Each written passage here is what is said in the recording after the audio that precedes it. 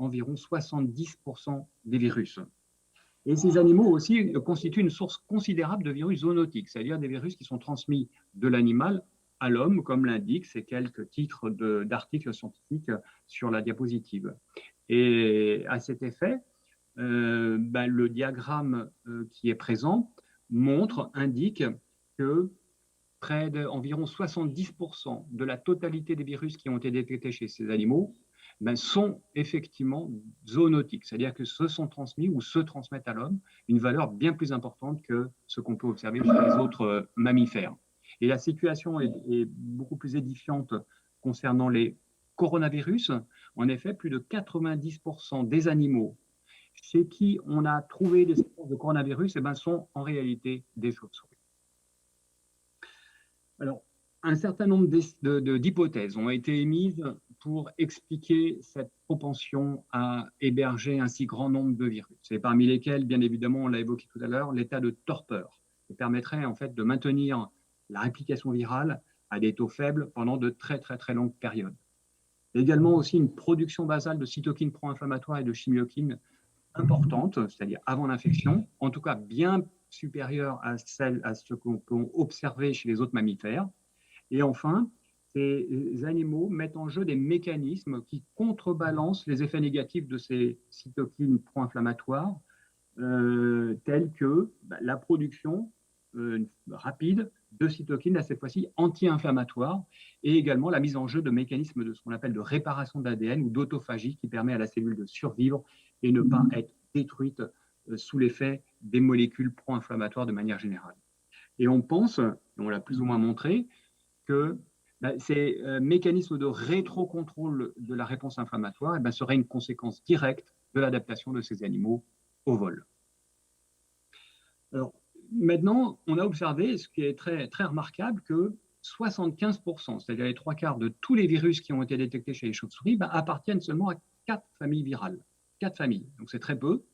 La figure l'indique là, les coronavirus, les paramyxovirus, les rhabdovirus et les filovirus. Et tous ces virus-là, ce sont des virus à ARN, alors soit de polarité positive dans le cas des coronavirus, ou soit de polarité négative pour les 3 autres, les rhabdo, les philo et les paramyxovirus.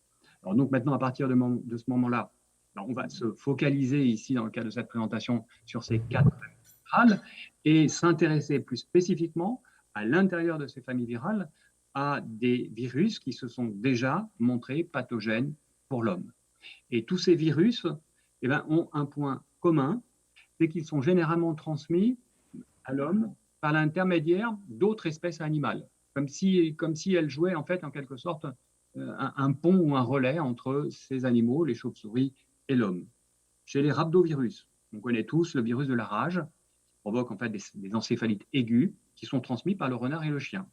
Chez les coronavirus, maintenant on connaît bien, donc le SARS-CoV-1, le SARS-CoV-2 et le MERS-CoV, qui sont responsables de syndromes respiratoires sévères, seraient, parce que les choses ne sont pas encore définitives et définitivement fixées, seraient transmises respectivement par la civette pour le SARS-CoV-1, le pangolin ou le chameau. Chez les paramyxovirus, on connaît le virus Nipah et Indra, qui sont responsables d'infections respiratoires et d'encéphalites aiguës mortelles, sont transmis, eux, respectivement par le cochon et le cheval. Et enfin, chez les filovirus, on connaît tous le virus Ebola, qui est responsable de flambées épidémiques régulières, de fièvre hémorragique. C'est transmis à plusieurs reprises à l'homme par l'intermédiaire des chimpanzés et des gorilles. On va le voir un peu plus en détail. Donc, nous allons commencer par les coronavirus et évidemment le SARS-CoV-2. Alors, que sait-on sur le cycle naturel du SARS-CoV-2 qu'il serait hébergé par une ou plusieurs espèces de chauves-souris insectivores appartenant au genre, à un seul genre, qui est le genre Rhinolophe.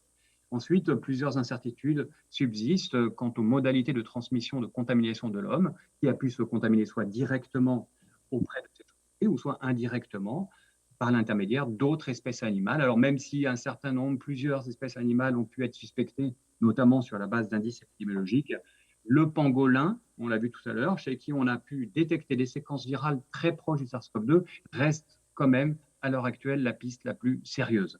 Et ensuite, après, à faveur de la propagation de l'épidémie, de nombreuses autres espèces animales ont pu être contaminées, notamment et bien évidemment auprès des personnes infectées. C'est le cas des animaux sauvages, on l'a vu dernièrement comme le cerf et les mustélidés.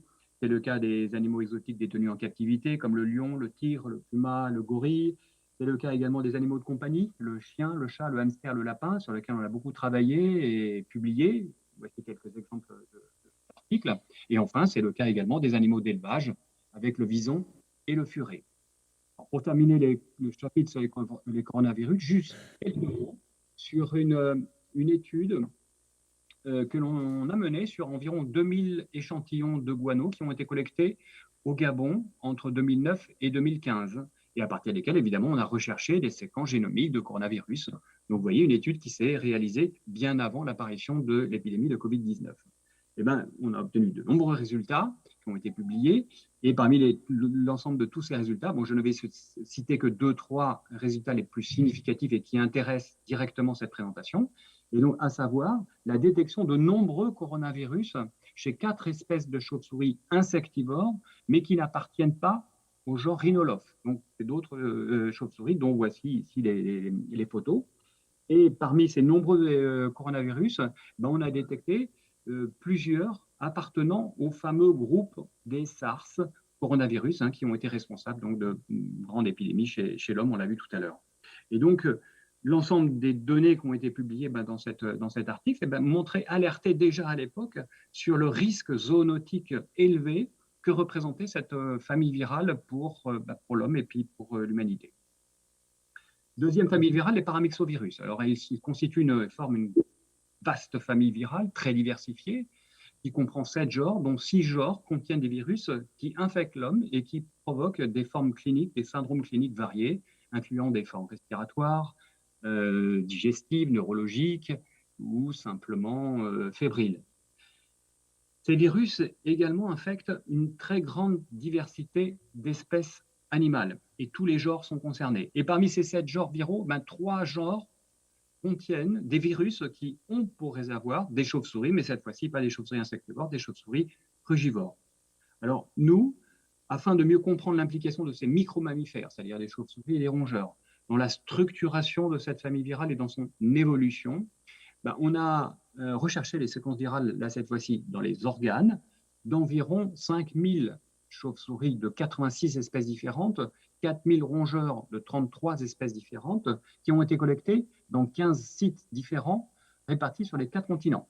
Et là, des résultats surprenants, tout à fait inattendus, ont été obtenus au cours de cette étude, et surtout des résultats qui jettent un nouveau regard, un regard novateur sur cette grande famille virale. Alors là aussi, je vais me contenter que de citer 2-3 résultats les plus significatifs et qui intéressent directement le thème de cette présentation, à savoir en premier la détection de 66 nouvelles séquences virales qui sont marquées par une très grande diversité génétique, comme l'indiquent les séquences en rouge ici, dispersées le long des arbres phylogénétiques, mais aussi la détection de plusieurs clades. Donc les clades, ce sont des sous-groupes spécifiques de chauves-souris, c'est-à-dire à l'intérieur desquels on ne trouve que des séquences de chauves-souris. Ensuite, la détection de séquences très proches chez les chauves-souris de virus de maladies infantiles, spécifiquement humaines, c'est-à-dire les oreillons et la rougeole, par exemple. Et enfin, la détection de séquences très proches également des virus Indra et Nipah, qui sont des virus qui ne circulent normalement qu'en Asie ou en Océanie. Alors, quelles informations peut-on tirer de l'ensemble de ces résultats qui ont été publiés dans Nature Communication?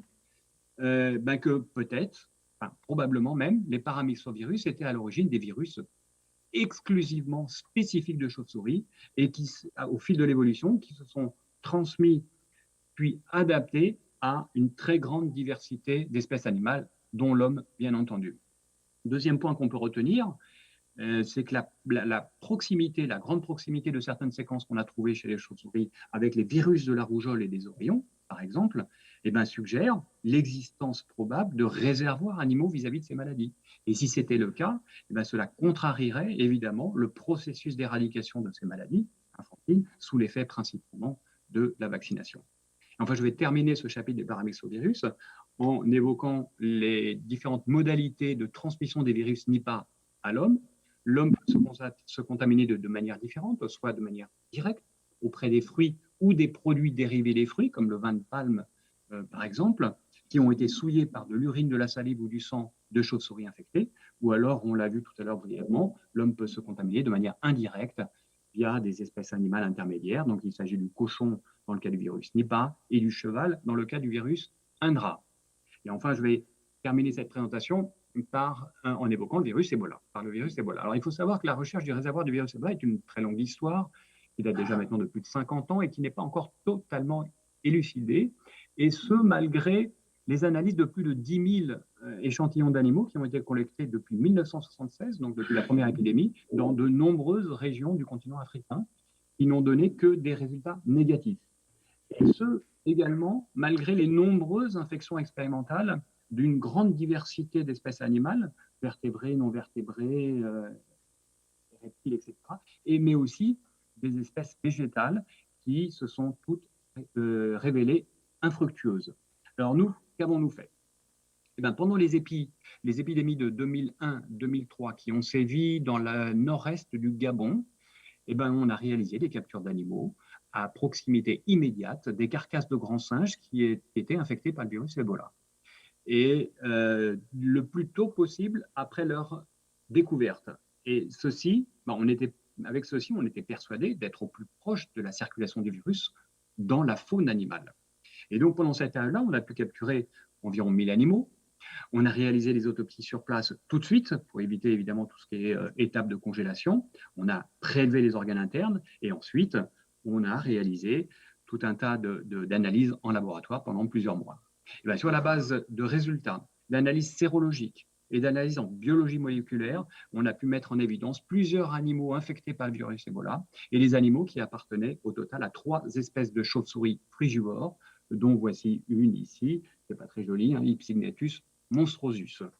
Alors, bon, ça a été publié dans Nature. Et ça, c'est juste des images pour vous montrer en fait la correspondance quasi parfaite entre l'aire de vie, l'aire de distribution de ces espèces de chauves-souris frugivores, qui sont visualisées en couleur sur les cartes d'Afrique, avec les foyers épidémiques, avec les centres épidémiques. Voilà, donc ça renforce en fait les résultats que l'on a trouvés.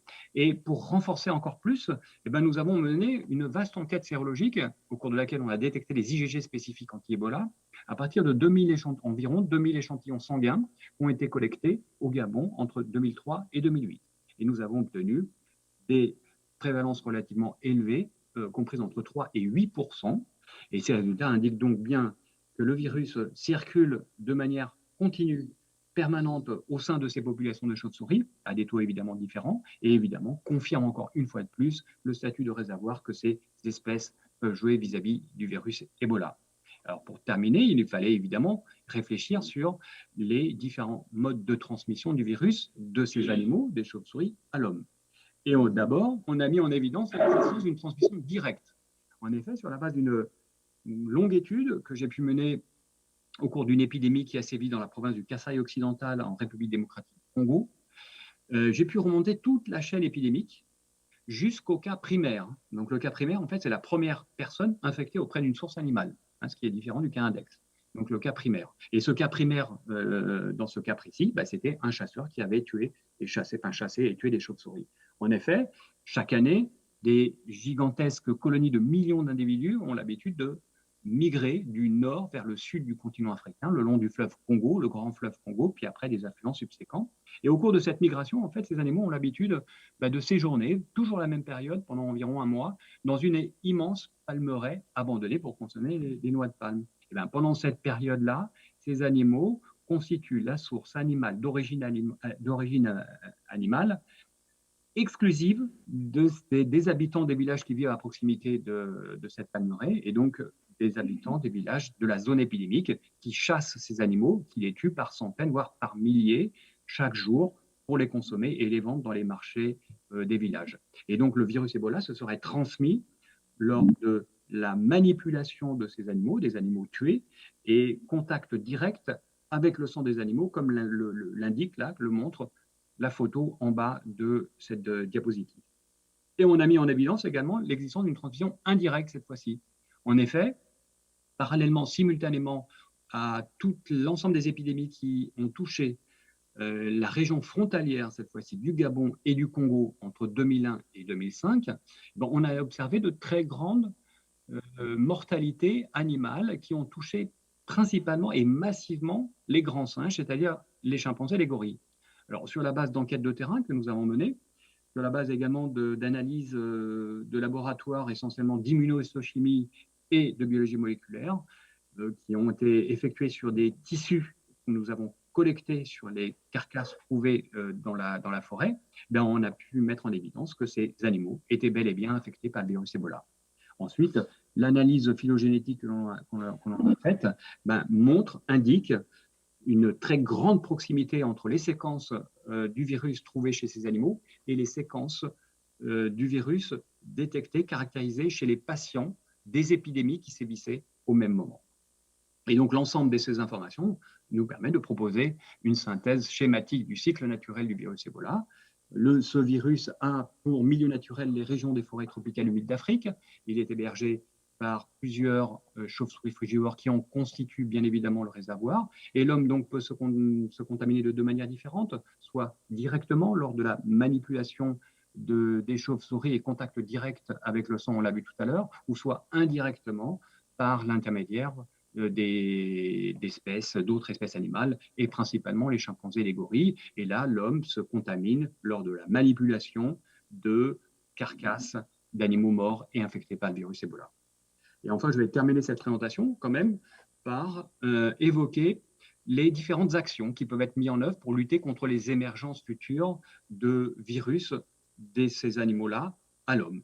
Alors, bien évidemment, il est hors de question de procéder à une quelconque élimination de ces animaux, des chauves-souris, en raison, on l'a vu tout à l'heure au début de présentation, du rôle essentiel qu'ils jouent dans le fonctionnement de la biosphère. Mais les actions à mettre en œuvre auront plutôt comme objectif d'essayer de lutter, de diminuer les facteurs qui sont associés à l'ensemble des événements qui aboutissent à la contamination de l'homme. Ensemble des événements qui peuvent être schématiquement subdivisés en trois grandes phases. 1, la circulation virale à l'intérieur des chauves-souris. 2, la transmission du virus aux espèces intermédiaires. Et 3, la contamination de l'homme. Et ces facteurs associés à chacune de ces étapes sont pour la une, la déforestation, l'urbanisation, la sécheresse, la destruction des grottes, les feux de brousse, la chasse alimentaire. Pour l'étape 2, ce sont les facteurs socio-économiques et les pratiques agricoles. Et enfin, pour l'étape 3, ce sont les pratiques culturelles essentiellement, le mode de vie, la chasse et le commerce. Et donc, les actions à mettre en œuvre peuvent être subdivisées en 4 grandes catégories.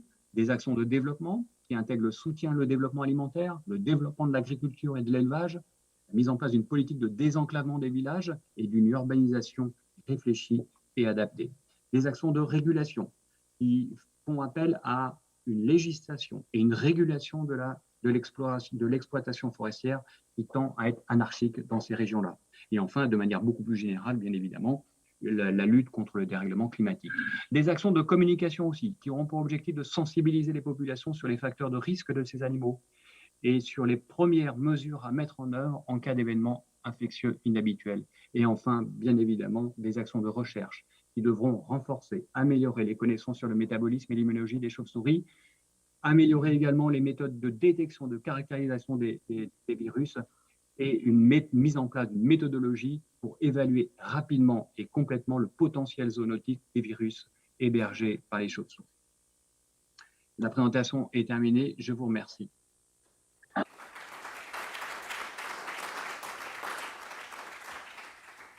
Merci beaucoup, Monsieur Éric Leroy, de cet exposé très éclairant, lui aussi, et superbement illustré. Bravo. Je pense que pour ceux qui nous suivent à distance,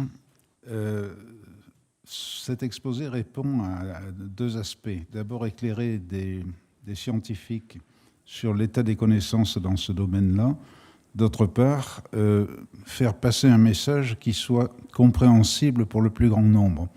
Cela me paraît très important parce que notre auditoire est composé de gens excessivement variés qui parfois viennent simplement s'informer et essaient de retirer des éléments compréhensibles de messages qui sont délivrés par des scientifiques de haut niveau dans leur domaine.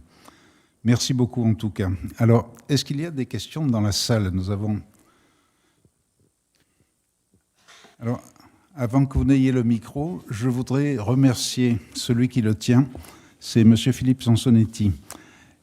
Il devait ce matin assurer le travail de modérateur que nous essayons avec Michel d'assurer, et il n'a pas pu nous rejoindre dans les temps pour un problème d'avion venu de loin, et Pascal Cossard a accepté de prendre la suite. Donc, Philippe, la parole est à vous. Oui, avec mes excuses renouvelées, c'était...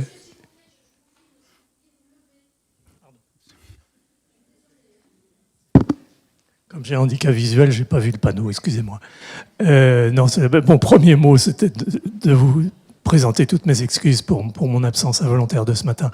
Non, je voulais poser une question à Éric Leroy, qui est peut-être naïve, mais la transmission de tous ces virus, tous ces différentes espèces, est-ce qu'elle est verticale, mère-enfant, ou horizontale? Et question corollaire, est-ce qu'au fond, ces virus sont nécessaires au développement de la chauve-souris?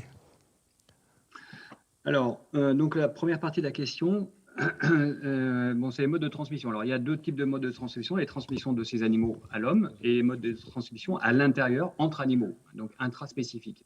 Alors, effectivement, de chauve-souris à chauve-souris, la transmission est à la fois verticale et à la fois horizontale.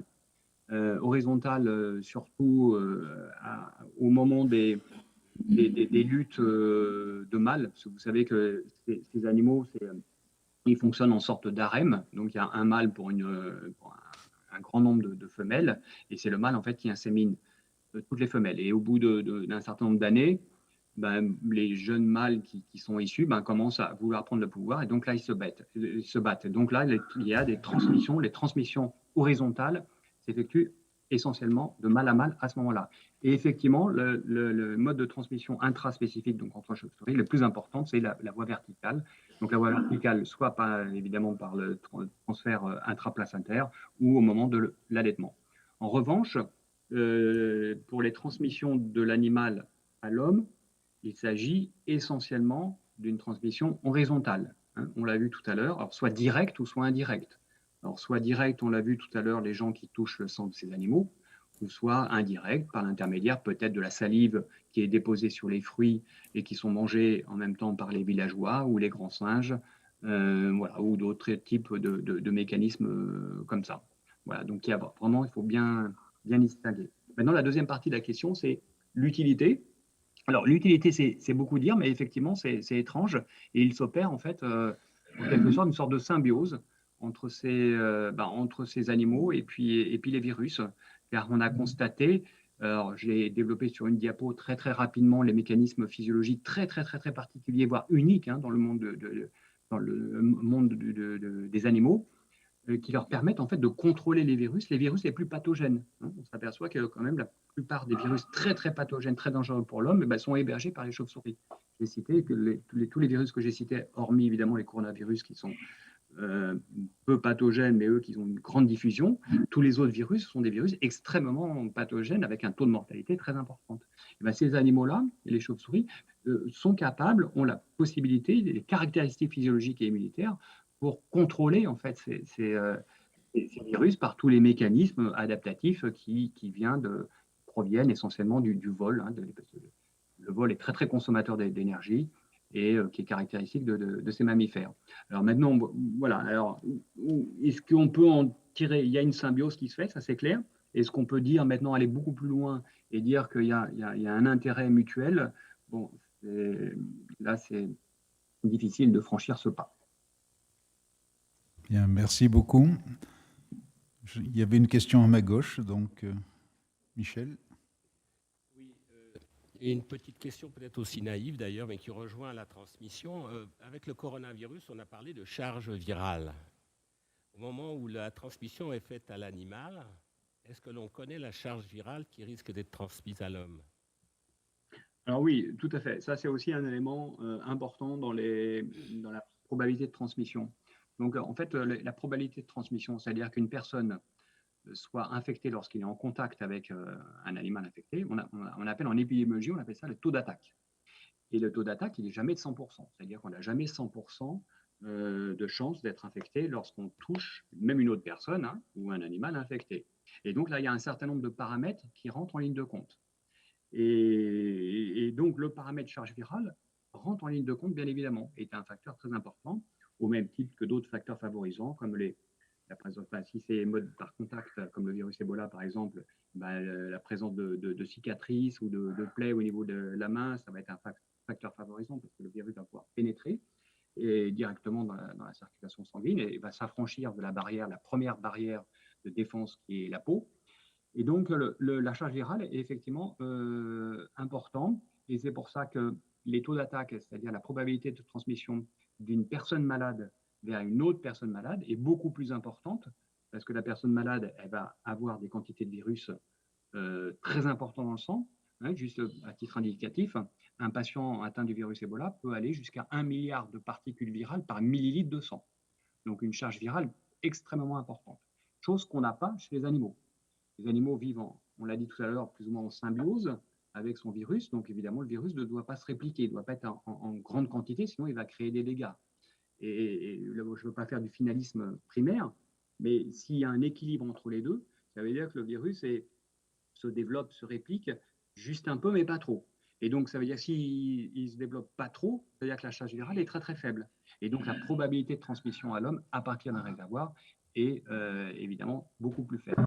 Alors maintenant, pour terminer, le cas est différent lorsqu'il y a une maladie. Parce que vous savez que la réplication virale reprend le dessus, se développe lorsque l'animal, par exemple la chauve-souris, devient trop vieille ou alors a une infection concomitante. Et à ce moment-là, son système immunitaire diminue, la réplication virale reprend. Et là, on peut trouver des fortes charges virales dans le sang et donc, évidemment, faciliter la transmission du virus à l'homme.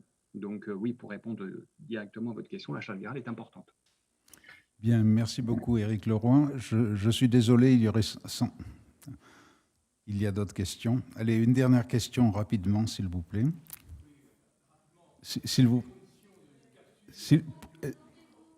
Présentez-vous, s'il vous plaît.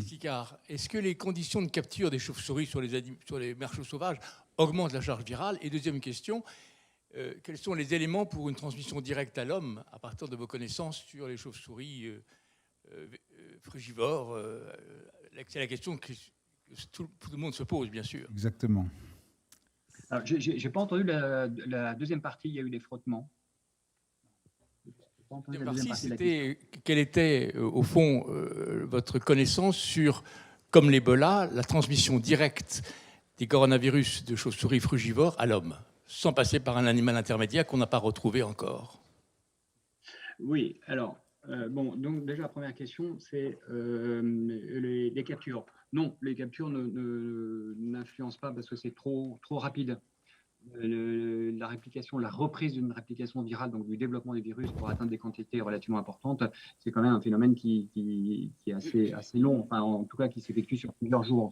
Les captures, c'est une affaire de quelques minutes à quelques heures. Donc là, l'effet en fait n'est pas perceptible. Donc il n'y a aucune modification des captures. Par contre, ce qui n'est pas le cas si on veut détenir en captivité ces animaux qui sont soumis au stress. D'ailleurs, c'est très difficile de les maintenir en captivité dans les cages. Elles stressent beaucoup et donc évidemment le stress est un facteur favorisant de fragilité, donc d'une reprise. Et là, effectivement, on peut avoir des modifications. Mais au niveau des captures, non. Ensuite, au niveau des coronavirus, alors les coronavirus c'est un peu différent d'Ebola et puis même de Nipah et Indra, on l'a vu tout à l'heure. Donc eux, ils sont hébergés chez les chauves-souris insectivores. Contrairement aux autres, c'est frugivore. Et les chauves-souris frugivores, en général, ce sont des grosses chauves-souris. Elles peuvent, avec les ailes, elles peuvent atteindre une taille de 2 mètres. Donc c'est vraiment gros, avec un corps quand même assez important. Ils vont aller jusqu'à vraiment un petit chat, hein, donc c'est quand même très important. Et ce sont ces animaux-là qui sont consommés par les gens, parce qu'évidemment, il y a beaucoup de nourriture. Toutes les populations d'Afrique et d'Asie, d'ailleurs, consomment régulièrement les chauves-souris. Ce sont des animaux qui sont très consommés. Mais essentiellement, les chauves-souris frugivores, parce que justement, il y a de la viande, de la nourriture. Et alors que les chauves-souris insectivores, en général, c'est tout petit. Il y en a, c'est de la taille d'un doigt. Donc, il n'y a pas grand-chose, et donc elles ne sont pas chassées par les gens. Et donc, ça veut dire que là, dans le cas des coronavirus, ou des virus de manière générale qui sont hébergés chez les chauves-souris insectivores, là, pour le coup, la probabilité de transmission directe de la chauve-souris à l'homme est très très faible. Parce qu'il y a peu de contacts, il y a très peu de contacts. D'où la probabilité que, évidemment, ça passe par une espèce intermédiaire qui jouerait un peu ce rôle de ce qu'on appelle d'amplification, d'amplificateur et de relais entre l'homme et ces petites chauves-souris. Merci beaucoup pour vos réponses très éclairantes.